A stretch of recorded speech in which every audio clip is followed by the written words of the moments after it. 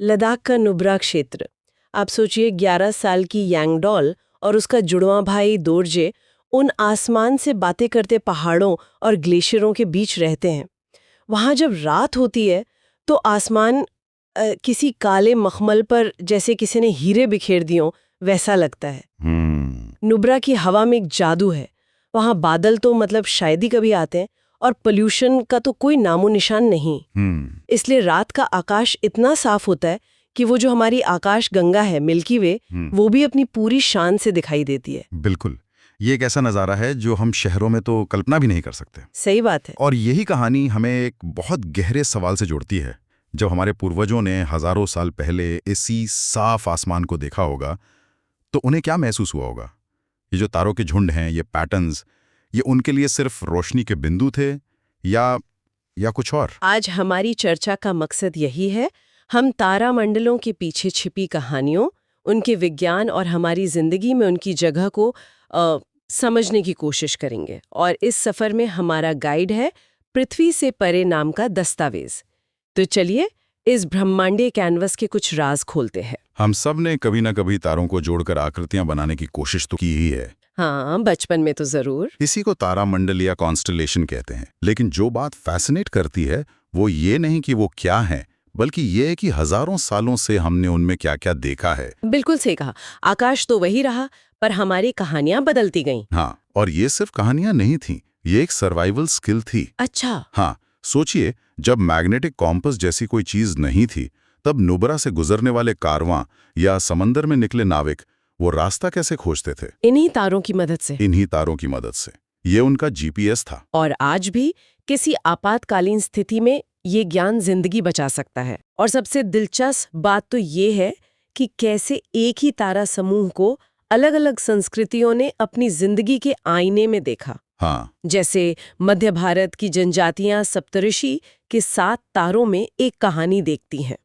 4 तारे एक चारपाई हैं और पीछे के 3 तारे चोर हैं जो उसे चुराने आए हैं। और वहीं कोंकण तट पर रहने वाले मछुआरे उन्हीं 4 तारों में एक नाव की कल्पना करते हैं। अरे वाह! ये कितना अद्भुत है ना? है ना? मतलब जमीन पर रहने वालों को चारपाई दिखी और पानी पर जिंदगी गुजारने वालों को नाव। एकदम, मतलब आकाश एक कैनवास था और हर संस्कृति उस पर अपनी कहानी पेंट कर रही थी। बिल्कुल। तो ये तो हुई कहानियों की बात। हाँ। लेकिन विज्ञान की दुनिया में तो एक स्टैंडर्ड नक्शे की जरूरत पड़ती होगी ताकि सब एक ही भाषा बोलें। हाँ, ताकि अगर भारत का कोई खगोल शास्त्री ब्राजील के किसी खगोल शास्त्री से बात करे तो वो एक ही चीज की बात कर रहे हो। बिल्कुल। इसी जरूरत को पूरा करने के लिए 20वीं सदी में इंटरनेशनल एस्ट्रोनॉमिकल यूनियन यानी IAU ने उन्होंने पूरे आकाश को 88 आधिकारिक तारामंडलों में बांट दिया। अच्छा।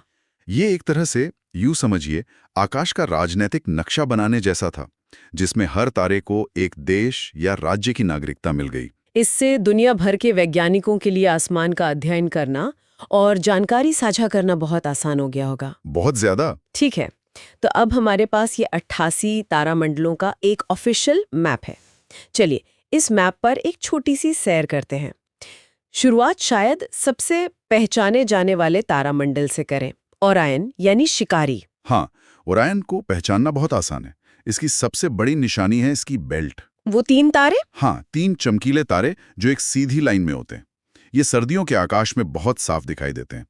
पौराणिक कथाओं में ओरायन एक शिकारी है जो वृष यानी टॉरस एक बैल से लड़ रहा है और उसका वफादार कुत्ता कैनिस मेजर उसके पीछे है।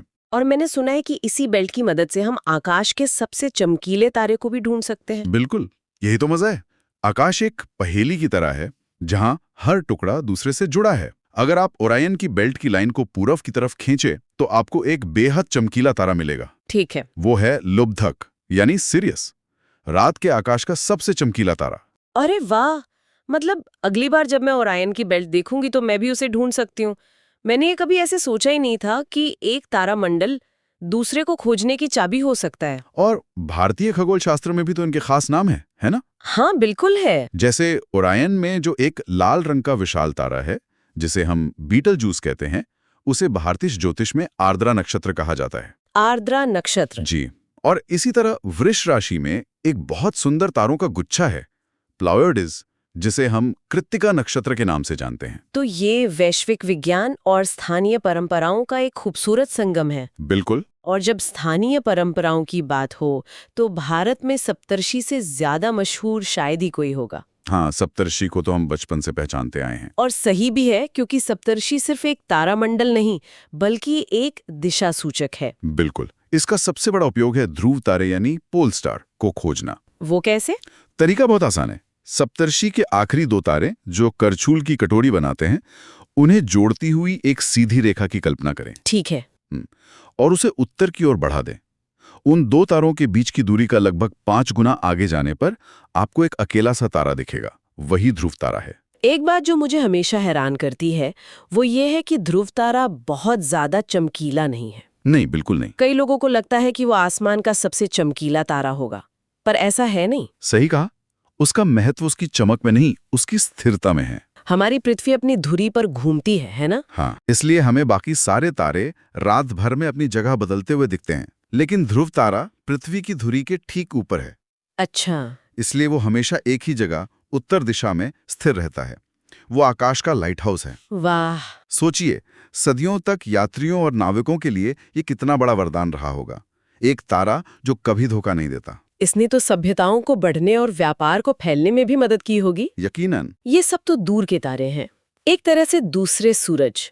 लेकिन अब जरा अपने कॉस्मिक नेबरहुड यानी हमारे सौरमंडल में आते हैं। आकाश में सिर्फ तारे ही तो नहीं हैं। हमारे सबसे करीबी तारे सूर्य का क्या, वो दूसरे तारों से इतना अलग क्यों दिखता है? इसका जवाब एक शब्द में है, नजदीकी। सूर्य पृथ्वी से लगभग 15 करोड़ किलोमीटर दूर है, जिसे 1 AU कहते हैं, है ना? हाँ, एक एस्ट्रोनॉमिकल यूनिट। और ये व्यास में पृथ्वी से लगभग 100 गुना बड़ा है। इसकी चमक इतनी ज्यादा है कि दिन में दूसरे तारे दिखाई ही नहीं देते। और तुलना के लिए सूर्य के बाद हमारे सबसे निकट का तारा प्रॉक्सिमा सेंटोरी, वो लगभग 2,69,000 AU दूर है। बाप रे, ये तो बहुत ज्यादा दूरी है। हाँ, इससे दूरी के पैमाने का अंदाजा लगता है। और सूर्य के चारों ओर चक्कर लगाने वाले ग्रह, प्लैनेट्स, पृथ्वी भी उनमें से एक है। हाँ, पृथ्वी को मिलाकर कुल 8 ग्रह, बुध, शुक्र, पृथ्वी, मंगल, बृहस्पति, शनि, यूरेनस और वरुण। और इनको भी 2 ग्रुप्स में बांटा गया है जहां तक मुझे याद है। बिल्कुल। पहले 4 ग्रह बुध, शुक्र, पृथ्वी और मंगल चट्टानी हैं। इन्हें इनर प्लैनेट्स कहते हैं। लेकिन मंगल के बाद एक एस्ट्रॉयड बेल्ट है और उसके पार एक बिल्कुल अलग दुनिया शुरू होती है। अलग दुनिया? मतलब बाकी के 4 ग्रह बृहस्पति, शनि, यूरेनस और वरुण गैस के बने हुए भीमकाय गोले हैं। अच्छा। बृहस्पति तो इतना बड़ा है कि उसमें बाकी सारे ग्रह समा सकते हैं। तो एक ही सूरज के चक्कर काटने वाले ये 2 अलग-अलग तरह के परिवार कैसे बने? इसके पीछे हमारे सौरमंडल के बनने की 450 करोड़ साल पुरानी कहानी छिपी है कि कैसे सूरज के पास भारी चट्टानी पदार्थ जमा हुए और दूर सिर्फ हल्की गैसें ही टिक पाईं। तो हम आकाश में एक ग्रह और एक तारे में अंतर कैसे करें? मुझे ये हमेशा थोड़ा कंफ्यूजिंग लगता है। इसका एक बहुत आसान तरीका है। तारे टिमटिमाते हैं, ट्विंकल करते हैं। और ग्रहों की रोशनी स्थिर रहती है, स्टेडी। ऐसा क्यों? ऐसा इसलिए होता है क्योंकि तारे हमसे इतने ज्यादा दूर हैं कि वो रोशनी के बस एक बिंदु की तरह हैं। जब उनकी रोशनी पृथ्वी के वायुमंडल की अलग अलग परतों से गुजरती है तो वो थोड़ी मुड़ जाती है और हमें वो टिमटिमाते हुए दिखते हैं। बिल्कुल। जबकि ग्रह हमसे बहुत पास हैं तो वो एक बिंदु की जगह एक छोटी डिस्क की तरह होते हैं और वायुमंडल का उन पर इतना असर नहीं होता। अच्छा, तो शुक्र ग्रह वीनस को पहचानना सबसे आसान है क्योंकि वो बहुत चमकीला होता है। सबसे आसान? सूर्य और चांद के बाद हमारे आकाश में सबसे चमकीली चीज शुक्र ही है। ये सब जानना अद्भुत है, लेकिन एक कड़वी सच्चाई ये भी है कि आज हम में से ज्यादातर लोग अगर रात में बाहर निकलें तो शायद ओरायन की बेल्ट भी मुश्किल से ही देख पाएंगे। शुक्र या बृहस्पति को पहचानने की बात तो दूर है। और इसकी सबसे बड़ी वजह है प्रकाश प्रदूषण, लाइट पोल्यूशन। हमने अपनी रातें इतनी रोशन कर दी हैं कि हमने आसमान की रोशनी ही छीन ली है। बिल्कुल। शहरों की स्ट्रीट लाइट्स, इमारतों की चकाचौंध, गाड़ियों की हेडलाइट्स, ये सब मिलकर रात में एक कृत्रिम चमक पैदा करती हैं जो हमें हल्के तारों को देखने ही नहीं देती। ये तो ऐसा है जैसे किसी खूबसूरत संगीत को सुनने के लिए हम एक बहुत शोर वाली जगह पे खड़े हों। संगीत तो बज रहा है पर हमें सुनाई नहीं दे रहा। बिल्कुल, यही बात है। मैं पिछले साल एक छोटे से पहाड़ी गांव में था। और एक रात वहां बिजली चली गई। अच्छा। पहले तो सब चुप और अंधेरा हो गया, लेकिन फिर जब मैंने ऊपर देखा तो जो आकाश दिखा मैं बता नहीं सकता। मुझे सच में उस दिन एहसास हुआ कि हम शहरों में रहने वाले लोग क्या खो चुके हैं। यह सिर्फ एक खूबसूरत नज़ारा नहीं है, यह हमारे इतिहास का, हमारी कहानियों का एक हिस्सा है जिससे हम कटते जा रहे हैं। तो अगर किसी को ये अनुभव लेना हो तो क्या करना चाहिए? सबसे पहले तो शहर की रोशनी से दूर किसी खुली और अंधेरी जगह पर जाएं। अमावस्या की रात शायद सबसे अच्छी होती होगी। सबसे अच्छी, क्योंकि तब चांद की रोशनी भी नहीं होती। और थोड़ा सब्र रखें। हमारी आंखों को अंधेरे में पूरी तरह ढलने में, मतलब डार्क अडैप्ट होने में लगभग 20-30 मिनट लगते हैं। और उस इंतजार के बाद जो नज़ारा दिखेगा वो जिंदगी बदल सकता है। बिल्कुल। और आजकल तो टेक्नोलॉजी भी हमारी मदद कर सकती है ना? हाँ, क्यों नहीं। स्काई मैप या स्टेलारियम जैसे कई फंटास्टिक मोबाइल ऐप्स हैं। बस फोन को आसमान की तरफ पॉइंट करें और वो आपकी स्क्रीन पर बता देगा कि आप कौन सा तारा, ग्रह या तारामंडल देख रहे हैं। ये तो शुरुआत करने के लिए एक बेहतरीन जरिया है। तो आज हमने नुब्रा में यांगडोल और दोरजे के साफ आसमान से शुरुआत की। हाँ। और फिर तारामंडलों की प्राचीन कहानियों, उन्हें पहचानने के विज्ञान, हमारे सौर मंडल के रहस्यों और आज की चुनौतियों तक का एक लंबा सफर तय किया है। और ये रात का आकाश हम सबकी एक साझा विरासत है। ये हमें कहानियों और विज्ञान के जरिए हजारों साल पीछे हमारे पूर्वजों से जोड़ता है। जब हम ओरियन को देखते हैं तो हम वही देख रहे होते हैं जो सदियों पहले किसी मिस्र के खगोल शास्त्री या किसी यूनानी नाविक ने देखा होगा। ये एक टाइम मशीन की तरह है। बिल्कुल। इसी के साथ इस बातचीत को एक आखिरी विचार पर छोड़ते हैं।